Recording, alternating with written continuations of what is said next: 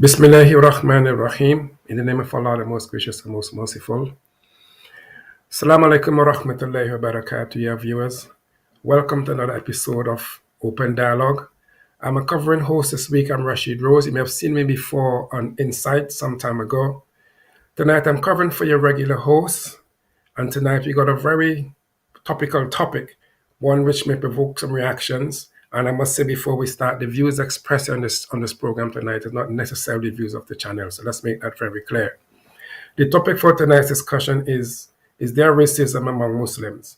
Something that we need to look at with some tolerance. There have been some issues in the past. There have been some confrontations in the past. And I think we need to look at this topic from a very intellectual perspective and with some common sense as well. Joining me to discuss this tonight on Open Dialogue, we have our resident Sheikh. Assalamu alaikum. And we have Brother Ahmed James, who will accompany me on this program tonight.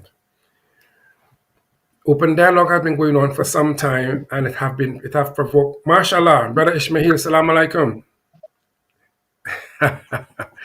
We are also joined for having me on your wonderful show. So we have also been joined.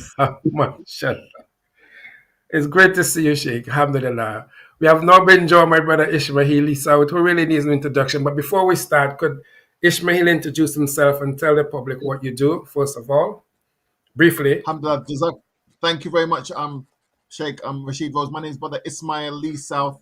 I'm a youth and community consultant, and I do a lot of work around for African and Afro-Caribbean Muslims in communities, and mainly in London and Manchester. And I do a lot of revert-convert engagement. Alhamdulillah. Brother Ahmed, you hiding in the corner. Where are you? Ahmed James, are you there?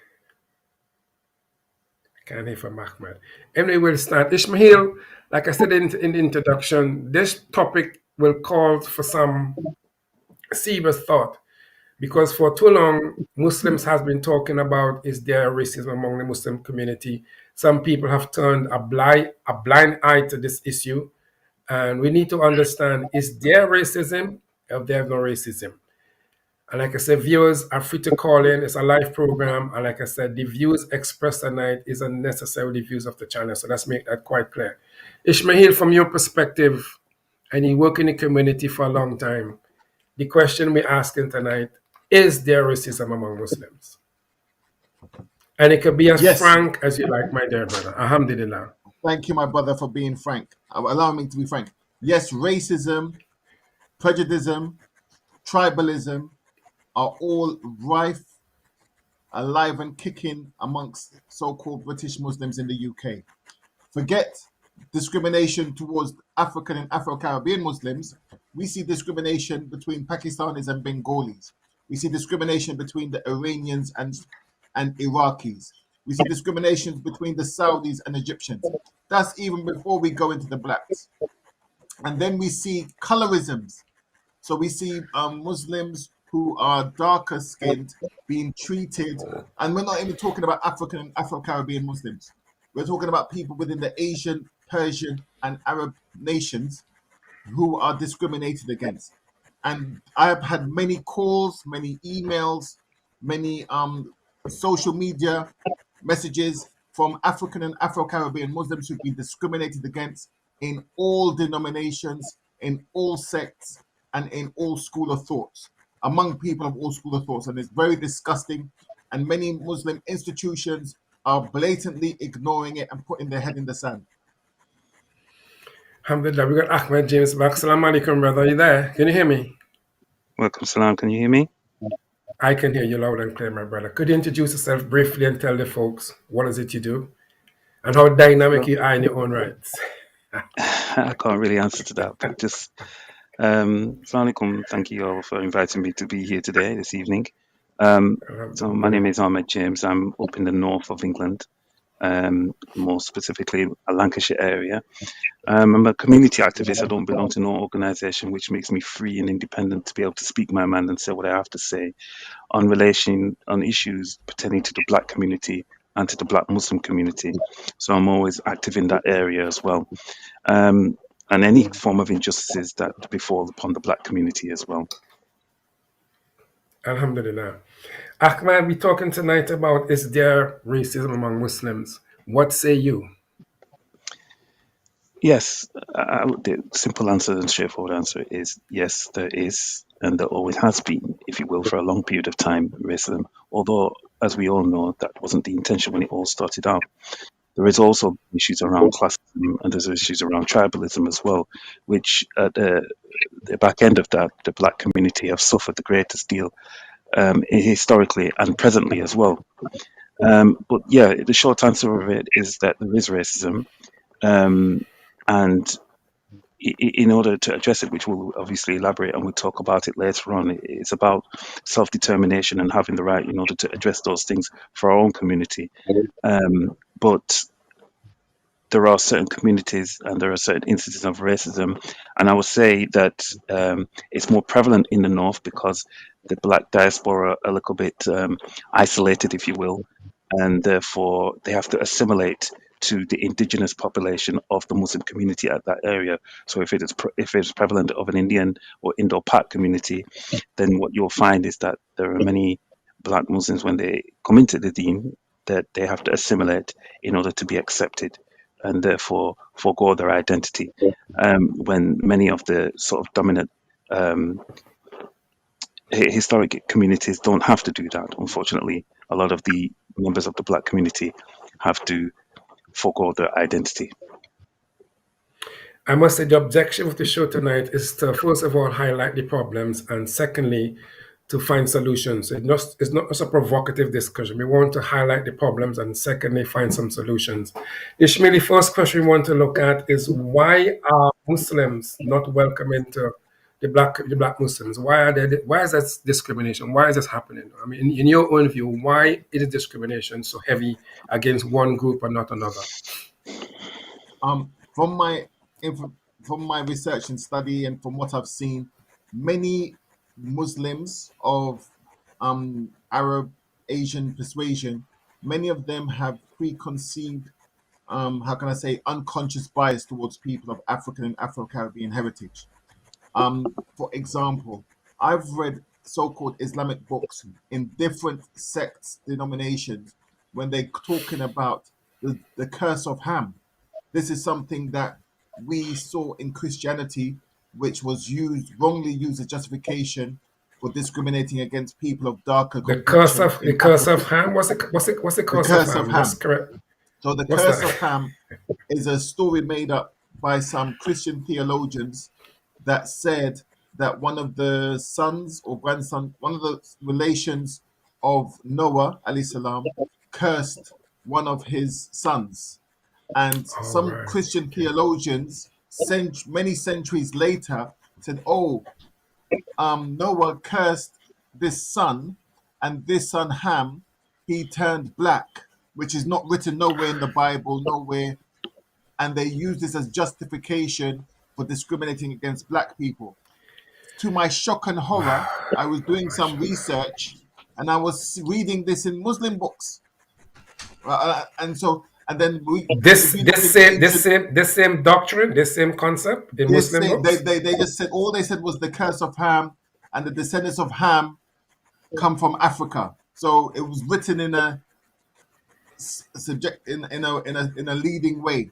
And then I know a friend, for example, who embraced Islam, and he was given a booklet, and it was a booklet. In the booklet, it was a story about an evil jinn called Blackie.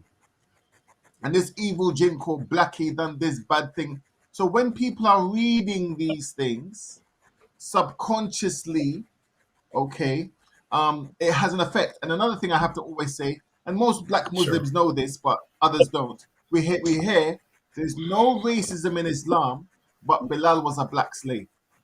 So what is that saying to the young people? So there's no racism in Islam, but Bilal was a black slave.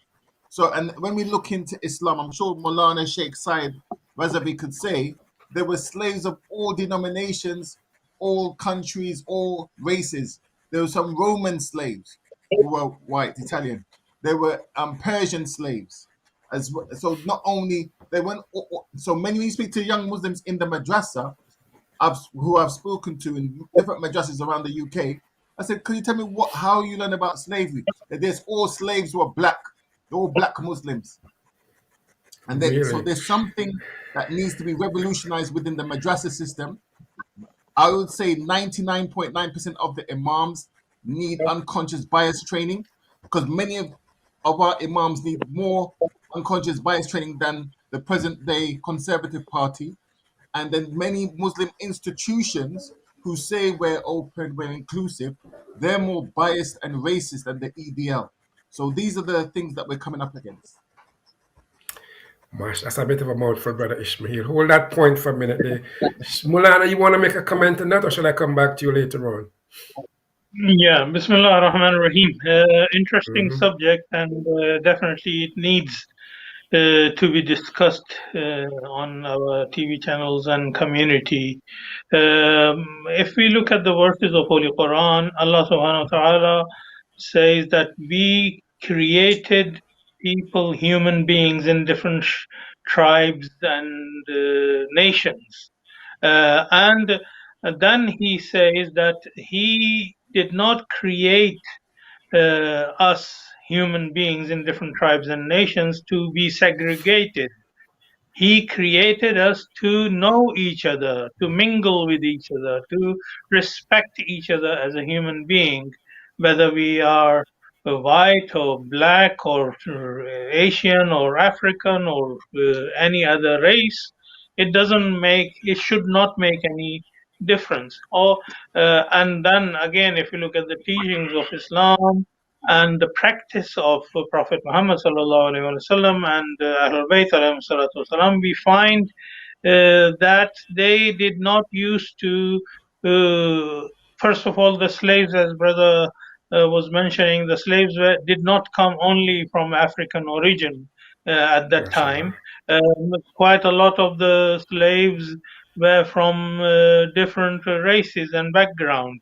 And Islam introduced a system to gradually abolish the system of slavery. And all you have to do is look at the wives of our imams and the leaders of early stages of Islam. They were from all different races. And what they used to do, in order to release them, they used to go and buy the women who were forced to be slaves. They used to buy them and release them and then marry them. And actually, quite a lot of holy imams' children were born out of these ladies who were given the respect of being the wife of the prophets and imams in early stages. So the practice is contrary to what exists in our community, unfortunately, and society. And as the other brother was mentioning, that racism not only exists, it exists within a nation as well. For example, if you go to Pakistan, there's a racism between Punjabis and Sindhis and Pashtuns and non-Pashtuns. And if you go to Iran, you find the same thing. There are people who call themselves Azaris, others call them Arabs, others call themselves Fars, and same thing in Iraq and Saudi. Same thing in Iraq and Saudi Arabia. People are known with tribes, and they kind of show their arrogance by showing that they belong to certain tribe and nation. So this is all wrong practice and against Islamic teachings. We need to create awareness in our community to change this. Like I said, this show is exactly doing that. This is why I choose this topic tonight, because for too long this topic have been disguised, put under the carpet. But as Rashid Rose would do, is to bring the darkness into light. Brother Ahmed James, you want to comment on Ismaheal's comments first before we go on to another question? You want to answer that comment first of all? Or he said it all? really, I can just add not a lot to add. I think what he Sure. said is correct, and there's just not a lot more to add to that. Really, is absolutely on point because we travel the same journey, and I can get a group of black people in a room from all over the country and ask the same question. 99% will all come up with the same answer. So that's why I can totally agree with what Ishmael has said and concur with what he's saying there. All right. The second question we put in for tonight is: do Black Muslims have developed an inferiority complex after years of oppression and segregation and everything else? Ahmed James, you want to take this one? Well, yeah, as I mentioned before, especially in communities where Black Muslims are isolated, that it makes sense for them to sort of go with the greater party and assimilate to the teachings and behaviors and the norms. And there is a loss of identity. I think identity is an important factor for any individual as a human being, let alone a black person. And as we come from a strong heritage, it's important for us to recognize our heritage, and that builds self-esteem and well-being and everything else for a black person as a human being. And for a black Muslim to forego that and forget that, I think that is detrimental to their well-being and their health. So you therefore, if you imagine you're sitting in a mosque and you're listening to a talk that might be in Urdu, but you're frightened to speak up about it because you fear that the people may alienate you and ostracize you, not allow your children to go to madrasa and things like that. These are some of the things that happen in some of these communities. And unless I know people who have had to learn a language that's not familiar to them or even to this country, and therefore they've had to do things like learn Urdu and give them a chance for their children just to enter the madrasa. Oh, he's not Gujarati, or he's not Urdu, he's not Pakistani, but he's one of us. One of us means that he is accepted within that community of from that diaspora, but it doesn't mean that they're accepted as a black person. So it's as though they have to forget their identity, forget that they're a black person, and therefore that has a massive impact on of many of the black Muslims, especially those who are isolated. I'm not so sure a situation in stronger areas or where there's a black diaspora, let's say London or maybe Manchester, but definitely I can speak for me up in the north. I've experienced this. I've seen people experience this, and I'm continue to support them. So yes, they have sort of developed a bit of an inferior complex, frightened to say something, frightened to be represented, and that has an effect on them. And that's the result of the discrimination that they're facing on a daily basis, unfortunately. Ishmael, you concur with that? Yes, Ishmael, can everything you hear me? Ahmed James said. Yes, Alhamdulillah, I can hear you. Yes, everything Sure. Ahmed James said, I agree with 100%. But I also have to say that Sure. it's imperative that Muslims of African and Afro-Caribbean heritage take more ownership and in setting up their own institutions, They their should own take more ownership. madrasas. All right, fine. Definitely should take more ownership. We should not be looking towards other communities to support initiatives that we need for our community. And this is not without no disrespect to any communities. Even though there are people doing this already, there are many Nigerian madrasas and institutions, Islamic institutions around the UK. The Nigerian communities are doing this very well. There are many Ghanaian Muslim community institutions around the UK. So I strongly call for the various African and Afro-Caribbean Muslim organizations to set up institutions to benefit communities, our women, and our children. Because many, okay, so I'm trying to make this short. There have been many issues within the Arabian Peninsula and the sub-Indian, some Asian continent. Okay, so when these people have all come to the UK, they have their issues. So we all know Iraqis and Iranians don't generally get on. Okay, and then we have issues between Indians and Pakistanis. Okay, so when so especially African and Afro-Caribbean converts, reverts to Islam are now galvanizing towards these communities. We're picking up these issues. And really, why I've seen brothers that I know who started practice Islam. Some of them are born Muslims, some of them are converts and reverts. Some of them are going on the side of the Iraqis, some of them are going on the side of the Saudis, some of them are going on the side of the Iranians, and they're all fighting each other. And I'm thinking, hold on a minute, Why are you fighting for Iran? Why are you fighting for Iraq? Why are you fighting for Saudi? You need to fight for your community. You need to fight for your kids. Not fight physically, fight. Work hard Sure. to benefit our children. And I think this is what's needed to be instilled in communities here in the UK. We need to build our own institutions to be independent and stop looking towards others to support things that we should be doing ourselves. However, Molana, you can I come spent in on some that? time. Yeah, sure. Go on. Go on. Go on. Sorry, I'm sorry to. I just wanted to come in Go on ahead. that because I understand that you're highlighting the black diaspora, but I also think it needs to be broken down because there is an issue still, furthermore, within some of those diasporas. So when you mention, let's say, Nigeria, or when you mention maybe Ghanaian, I think that's absolutely great and it is welcoming and it is good.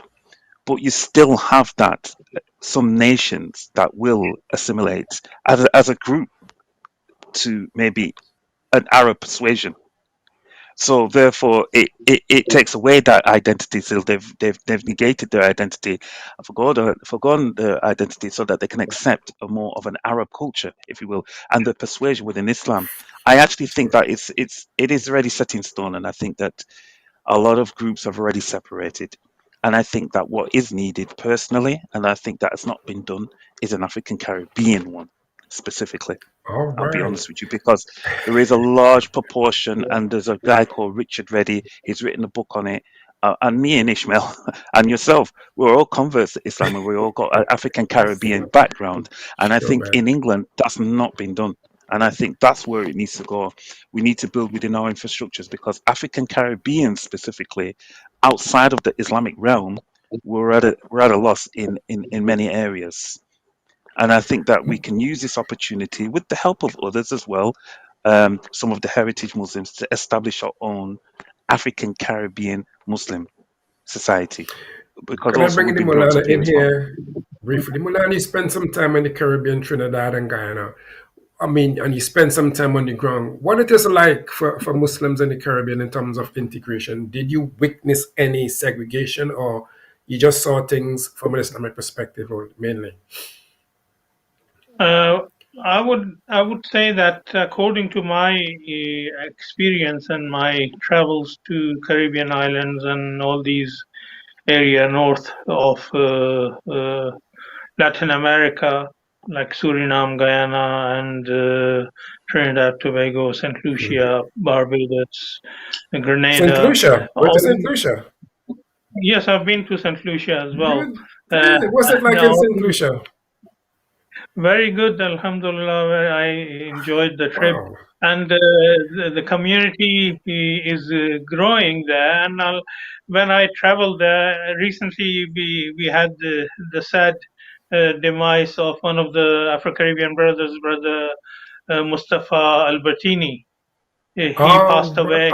He, Oh, he came from St. Lucia, so oh, he's St. I Lucian. initially I didn't know that. I didn't know that. So MashaAllah.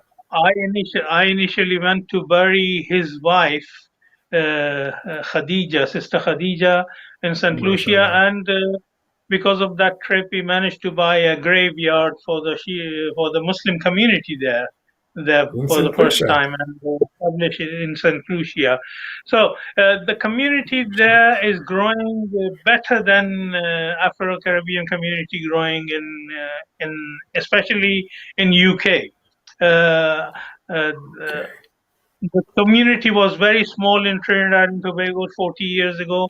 Alhamdulillah, now they have grown and they have got three centers in Sure. Trinidad and Tobago. And the reason they are growing is because all of them are converts. All of them have established their centers according to their norms and traditions, and they are not copying any other culture. They are being a Muslim as Caribbean Muslims. So that is Okay. the reason Okay. of their success. And I also Okay. went to Italy. In Italy, there is a Shia Muslim community, and Italians growing fast. And the reason for them MashaAllah. growing fast is again they are establishing themselves as an Italian community. This kind of segregation is not harmful because they are taking care of their own interests and issues, and they are developing the community. But when you come to UK, I personally have witnessed that Afro-Caribbean community had a sheikh from Africa, from East What's, Africa, and what's his name? he was not welcomed in the Afro-Caribbean community because the cultures, although both of them were racially from black background, but they could not understand each other. They could not mix with each other, uh, because the brother who was Sheikh from East Africa, he was a born Muslim.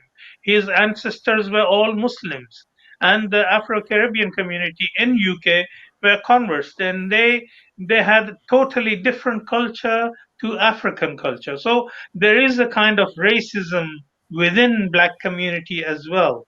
And the Islamic solution for that is that every nation has to prepare a group of people who should go to the Islamic seminaries and educate themselves, and they should come back to their community instead of going to the richer countries. They should come back to their community and serve their own community. And Mashallah. unfortunately, this is one of the problems as well. Sure. I know many brothers from Trinidad and Tobago who went to Islamic seminaries and studied, and then they were hijacked in America, Canada, or any other country.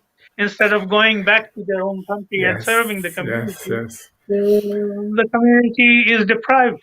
So this is where the Islamic seminary should come in. They should only invite students with the condition that they will go back, and they should be provided the backing and support to establish the community within their own country.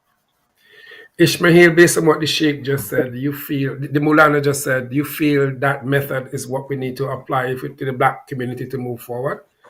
Or we I, can dissect that a everything bit the more?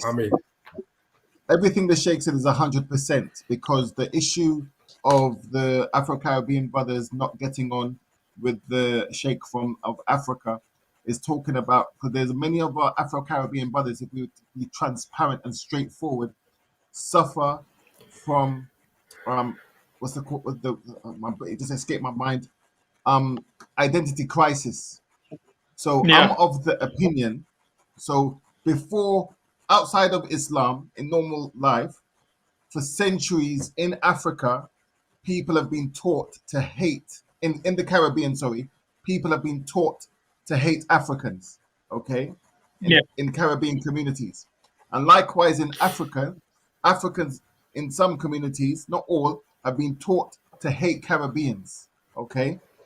So when they come to the UK, there's friction there.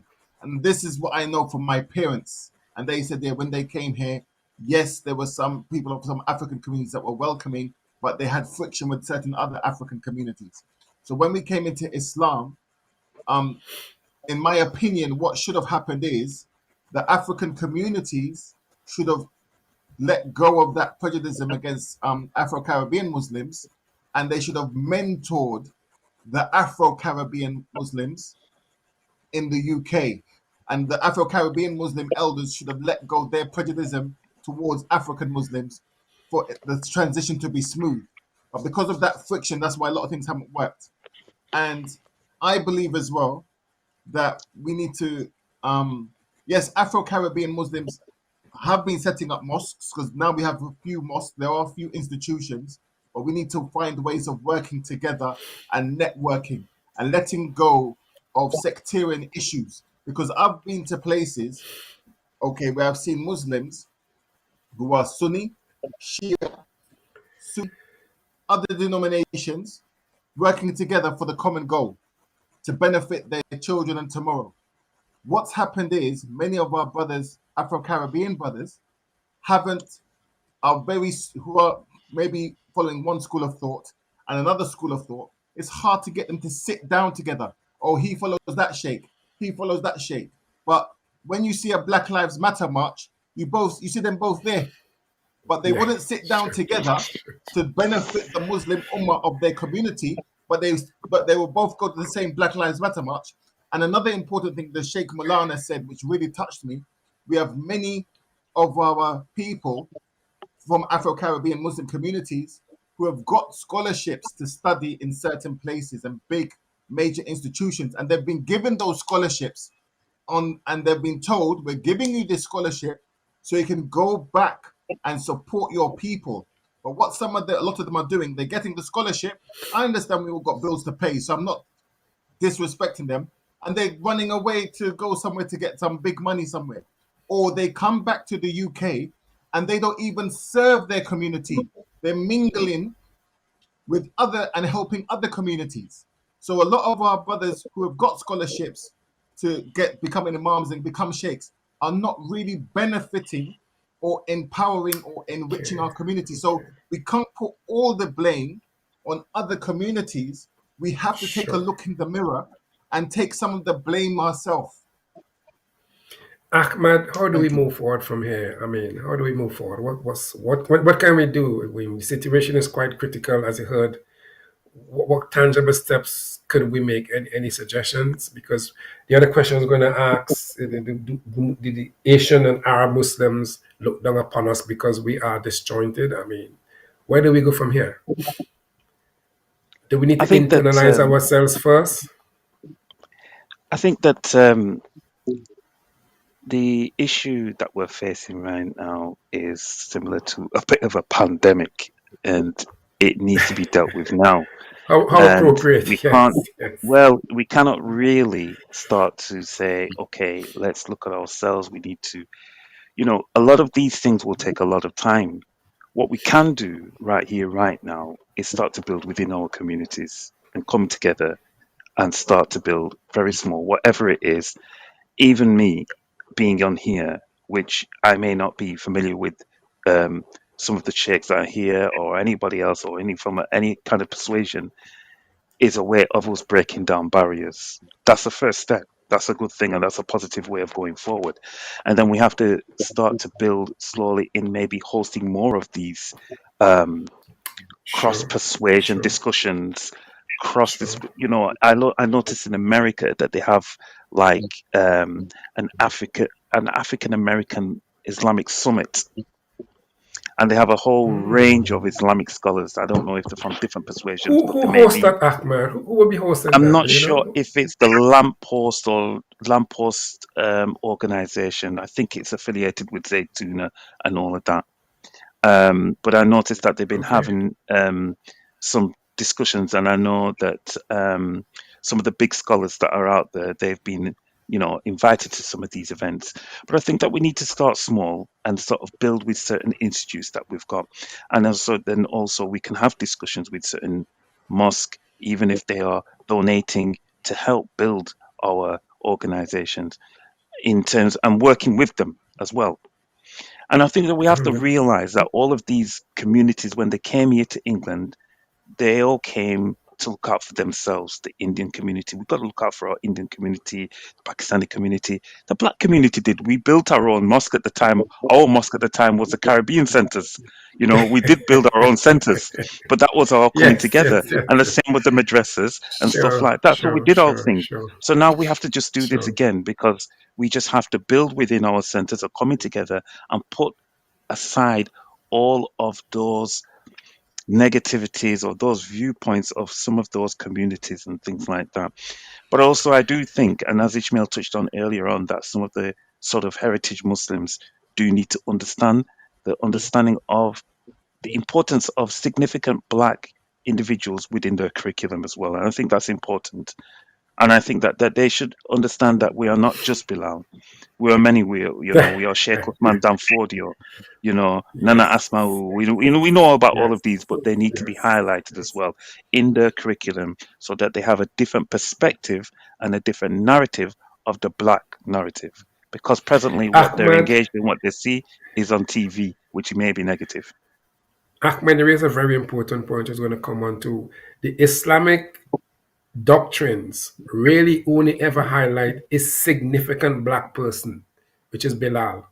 There's never any mention of any other significant black other than Bilal. Do you think that is in some way undermining the status blacks should hold among Muslims? I think definitely, and I think it's poor because they have understanding and knowledge about a lot of significant black individuals, and coming out from Africa, emanating from Africa, and I think that it's just not been highlighted enough.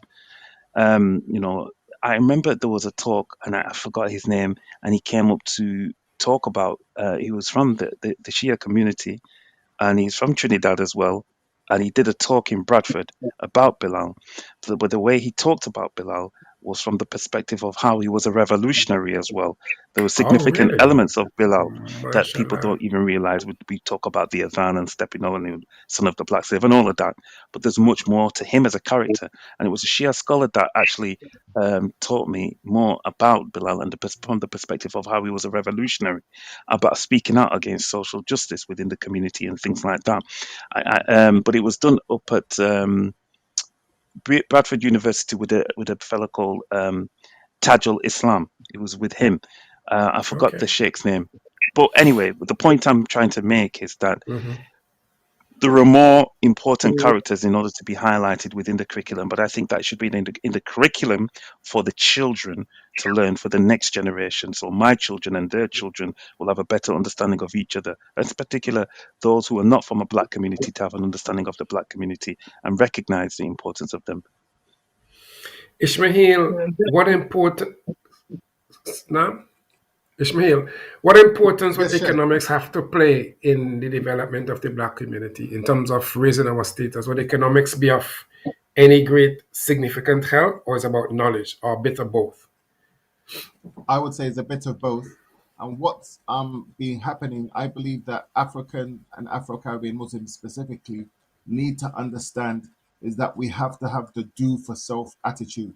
We cannot be going to other communities with a begging bowl. And this is not no disrespect to other communities. Because when I'm saying there's racism within Islam, at the same time there are many Muslims of Arab, Asian, Persian, the persuasion who are wonderful Muslims who are not racist, who've supported many Black Muslim initiatives. I have to say that because that's a reality. An organization called Love Muhammad, an organization, Al-Khoury Foundation, have done some things to support Black Muslims. And there's a few others who have done some things financially. But what Black Muslims have to understand is the only way we can get justice, only way we can get respect, only way we can get goodness for our community and our young people is that we have to be putting our hands in our pocket and funding things ourselves. We cannot be going to other people on like a begging bowl and saying, "Help me, please, help me, please." That's not gonna do nothing. I strongly agree with Ahmed class about changing the Ahmed curriculum James. in Ahmed James, pardon Right. me, sorry. Ahmed James, about changing, I'm getting old, Ahmed, sorry about that. Yeah, about changing the curriculum in madrasas, about teaching about Islamic contributions of people of all races and cultures, not just Bilal, Uthman and Fodio, Can I bring in the Molana here? Molana Mansa about Musa. changing the Molana about bringing the changing the curriculum in the madrasas. Would that help to enhance the awareness of the ignorance in the black community, or things need to stay the Of same? course, I would like to add another point where when we discuss the black community or black Muslims, we forget the black Muslim ladies and what kind of Well, service they provided. there you And go. There you if go. you if Mashallah. you if you if you look at the Islamic history, there were far more educated black Muslim ladies than black Muslim men. One of All them is right. Hazrat one of them is Hazrat Fidda. One of it has been narrated that one of the companions was going to Hajj, and on the way to Hajj, he met an older lady alone going for Hajj, and he spoke to her. She was replying with the verses of Holy Quran. She did not say a single word from herself. She replied, gave all the replies from verses of Holy Quran. Fizza was such a lady that she had memorized the whole of Quran. She understood Islamic jurisprudence. She was the one who stood in front of the corrupt leaders of Kufa and defended Ahlul Bayt alayhi salatu wasalam. And when she raised her voice, all the black community in the palace of Muawiyah and all Ibn Ziyad, they they started to fear that she is going to bring revolution.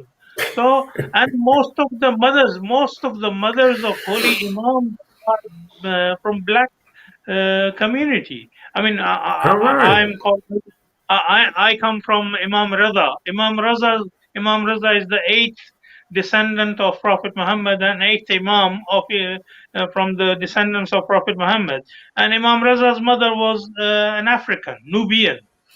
Well, And Lana, but a lot of people don't know this. I mean, how come this knowledge is hidden? You seen it for the first time. A lot of people hear it for the first. How come a lot of people don't know about this? You know, this black because tradition again, about the great. I would challenge you to go and speak to black community. They wouldn't even Sure. know the ladies' name who were Great. knowledgeable and who had memorized the Holy Quran. Nobody would even know about Fizza at all. Who was Fizza? Fizza was one True. of the black True. True. True. ladies who was captured in one of the wars. She was slave. Then Prophet Muhammad sallallahu alaihi wasallam and Ahlul Bayt alayhi salatu wasalam, they released her, and she spent all her life in the service of Ahlul Bayt. And she said, "I love to be with them." And she educated herself, memorized the whole of Quran, and became such a noble lady. But there is nothing mentioned about our curriculum should discuss about her. Sure. And only even when we discuss about Bilal, there's not much. We have to elaborate, discuss, and let the people know. Ahmed James, Hadi Mulana said that there'd be some definitely withdrawal of withholding of knowledge about black excellence in Islam.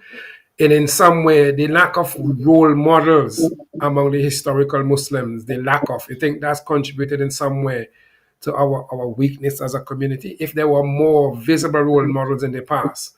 For example, we Yeah, heard about Bilal, we're talking about a lot of black Sahabas, which he'd never known before. Had this been more open, you think things could have been different? This is only just come at Bilal, Mustafa Briggs, and so on. Now start talking about black scholars in the past, black Muslims. Had this been more accessible to us, you think things could have been different? I think that yes, it would have an improved impact in terms of the viewpoints on and the aesthetics of how a black person is and how other nations view us and things like that. But you know, as certain countries go, you've mentioned a question there about Arab superiority and other superiority, Sure. it's really interesting that you mentioned that because what I've found in my history is that the Arabs, this is not my personal history, my experience is that the Arabs tend to think that they're better because the Holy Prophet, peace and blessings be upon him, came from their land. So therefore, there's that superiority complex as though we can do better, we're better than you, we'll always be better than you. Then you've got to look at when it breaks down between India and Pakistan, because I was even in a conversation with somebody yesterday, and he was saying how, for example, in the north we have a school called Tawheed al-Islam, which is run by the Indian Muslims, and that's in the top 10 of the one of the best schools of England. But his argument is that it's run by Where is this, Indians. Ahmed? This Where is is in this? Where is Blackburn. this? Blackburn. It's in Okay. Blackburn, Lancashire. All right. So Okay. this school is an all-girls school, but it's run by Indians. And he was saying how the Pakistani community are approaching and wanting to get their children to come in there. And he said to them, his argument was, why don't you set up your own? And I thought to myself, what's going on here? Let them be part of the whole system. But my point is that the Sure. Indians will also come that they are better educated and they are better. So there is that superiority amongst themselves. So these are modern day Sure. issues that are arising because they're looking at it from the perspective of we have got more money, we are doing well, or we are better educated. And then when you look at the black community visually, you don't see these things. So some of these modern day shaitans, if you will, or traits that have blighted some of the black community are affecting the viewpoints of the black community from Muslims. And when they're looking at these modern day traits, when we look at it from an Islamic point of view, and you look at the rich history that blacks have given to Islam, there will be a different point of view. But unfortunately, a lot of these modern day perceptions of communities are dictating the viewpoints of black people. So that's one of Ismaheal, the issues. That's one of the major issues that's happening. Sorry. Ismaheal, the issue of more prominent black scholars in the past is just coming to light, like I said, from Mustafa Briggs and so on, who's making known that a lot of black prominent people were among the Prophet. You think this knowledge coming to light will help to propel the black community forward, or it wouldn't make any difference as far as you're concerned? I think it needs to be a culmination of things. So I would say personally, it was people like Sheikh Abdullah King Quick and Dr. Khalid Mansour before him. These two were at the forefront of raising this information to black Muslims in the Western Hemisphere. And it needs to be that knowledge, but at the same time, I do believe that economics is very important too. There are many Muslims of African and Afro-Caribbean heritage who are entrepreneurs and business people, and we need their help in the collective to help finance publishing, finance media, finance projects that enrich and empower our communities and our children. Because what I'm seeing happening, many of my African and Afro-Caribbean brothers, they're thinking, yeah, I got a lot of money, but I don't need to do that.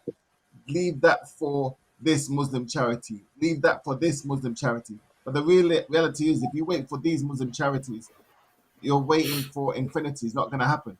So we need to change our mindset, because many of our brothers and sisters have a mindset thinking that leave it to the charities, not understanding that we need to do for self and build for self. Ismaheal, could you mention some of the work? Could you mention some of the work that the Salon Project is doing to address these issues? Because you're a hard-working man, I know. So could you mention some of the work the Salon Project is doing to at least address these issues we've been discussing? Just a few projects. Alhamdulillah. So Rashid Rose knows we're doing some work with Muslim Council of Britain to get more black Muslims involved at decision-making committees. We're doing some work with Mosques and Imams National Advisory Board, where we're connecting them to prominent black Muslims around the UK in places like Wales, Birmingham, Cardiff, through our contacts, so they can help to advise them. Because sometimes it's easy for me to say this organization is racist. In the reality is sometimes they just don't know. So if you don't know, I can't say you're racist. But so many of these organizations have reached out. Islamic Society of Britain have reached out, where we've connected them to black Muslims to help and guide them about these issues. Secondly, we're trying to do is we do Arabic classes for black Muslims, and then we've just started something on Sunday. We're doing black Muslim business network meetings, and we started it in London on Sunday. Sunday was our first one. So we got different brothers and sisters who run businesses to sit down together and find a way of networking to hopefully generate some economics and income. That's the long-term plan. And finally, we're going to wrap up. Finally, sorry, on the 23rd, we're doing a Black Muslim Awards, inshallah. So to celebrate an achievement among black Muslims in the UK. We have a couple of minutes. Let me just go to Ahmed and then to the Molana. Ahmed, you want to say something before we wrap up?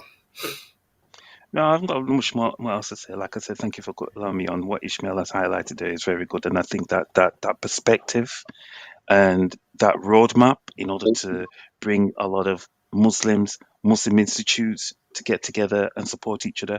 I hear what you're saying about not going for a begging bowl, but I think that some of these heritage Muslims owe us something in terms of lack of representation. If they can give it in monetary funds in order to support us, then I think you should go to them. Actually, I think they do owe us.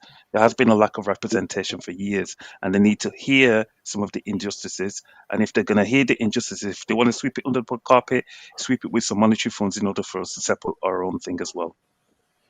Molana, want to wrap up for us, please? We've got about a minute or two, I think. I would like to add a point regarding Arab superiority.